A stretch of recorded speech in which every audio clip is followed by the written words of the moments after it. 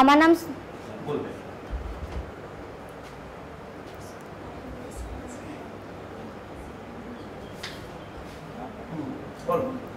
আমার নাম সুপ্রীতি প্রামাণিক। আমি দিবঙ্গরপুর নবীনচন্দ্র হাই স্কুলে পড়ি, ক্লাস 11-এ পড়ি। প্রথম আমরা কন্যাশ্রী ব্রিগেডের সদস্য। কন্যাশ্রী প্রকল্প আমাদের স্বনির্ভর হতে চেষ্টা করেছে।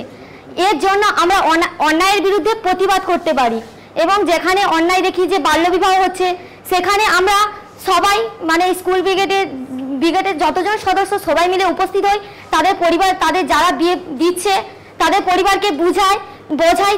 যদিও তারা না বোঝে তখন আমরা প্রধান সাহেব এবং পঞ্চায়েত এবং সচেতনশীল মানুষ যারা সমাজে আছে তাদেরকে নিয়ে ওইখানে উপস্থিত হই এবং ওই সব বাল্যবিবাহ রোধ করি।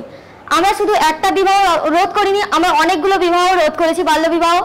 এছাড়া যারা স্কুল থেকে যেতে বন্ধ করে দিচ্ছে তাদেরকেও আমরা বুঝাই, তাদের বাড়িতে গিয়ে তোমরা স্কুল বন্ধ করে দিচ্ছ কেন, তোমরা স্কুলে গেলে তোমরা কন্যাশ্রী থেকে প্রতি মাসে 700 করে এখন হয়ে গেছে, 700 করে পাবে।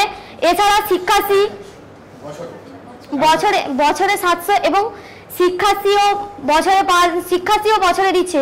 তোমরা কেন স্কুল বন্ধ করে দিচ্ছ বা তোমরা তোমার মেয়েকে কেন স্কুলে পড়াতে চাইছো না, তার জন্য বোঝাই তার পরিবারকে এবং তারা স্কুলেও আসতে থাকে।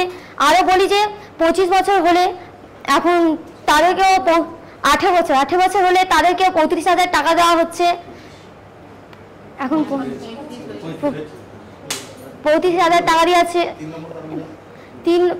তৃতীয়ত আমরা শুধু আমাদের স্কুল বা আমাদের বাড়িকে শুধু পরিষ্কার রাখি তাও না, আমরা আমাদের সমাজের মানে রাস্তাঘাট এগুলোকেও পরিষ্কার করি এবং সমস্ত লোকের বাড়ির চারপাশটাও পরিষ্কার রাখতে বলি যাতে আমরা রোগ জীবাণুর থেকে দূরে থাকতে পারি। চতুর্থ আমরা আমরা নারীদের শুধু আমরা দেখাতে চাই নারীরা শুধু রান্নাঘর আর বাড়ির মধ্যে সীমাবদ্ধ নয়, তারাও ছেলেদের সমকক্ষ। এটা আমরা কন্যাশ্রী ব্রিগেড তৈরির মাধ্যমে আমরা এটা দেখাতে চাই। তারপরে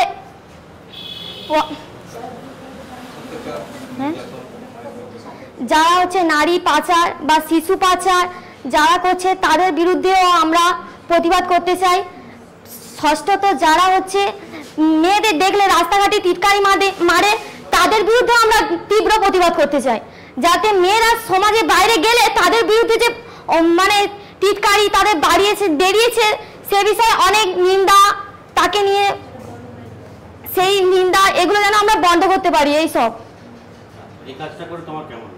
এই কাজটা করে আমার খুব ভালো লাগে, কারণ আমি নিজে যে আমার যে একটা চেষ্টা সেটা আমি নিজে সফল হতে চাই।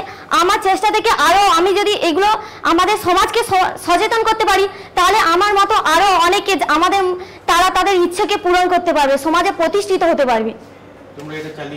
হ্যাঁ, চালিয়ে যেতে চাই।